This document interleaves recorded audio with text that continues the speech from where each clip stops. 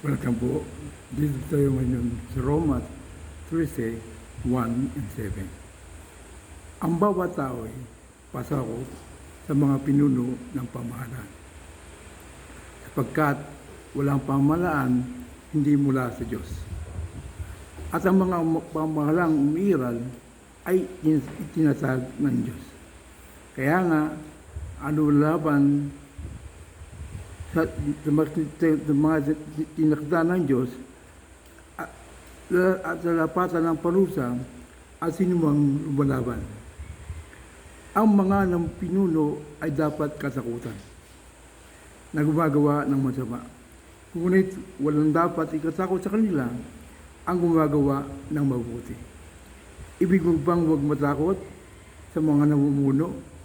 Gumawa ka ng mabuti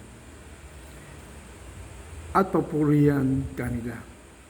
Sila ay mga lingkod ng Diyos sa kabubuti mo. Ngunit matakot ka kung gumagawa ka ng masama, sapagkat sila ay talagang may kapangyarihan magparusa.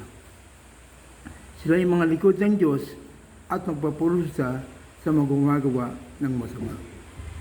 Kaya nga, dapat kayong pasakop, di lamang upang maiwasan ang puot ng Diyos, kundi dahil doon ang matuwid. God established core government.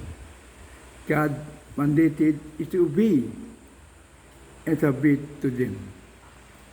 The rule of all is to submit to them, not doing a rebel.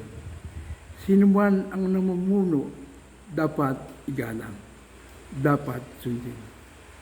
Matuwid sa mata ng Diyos kung ang lahat ay gumagawa na mabuti dahil deserving and respect and honor. Praise the Lord.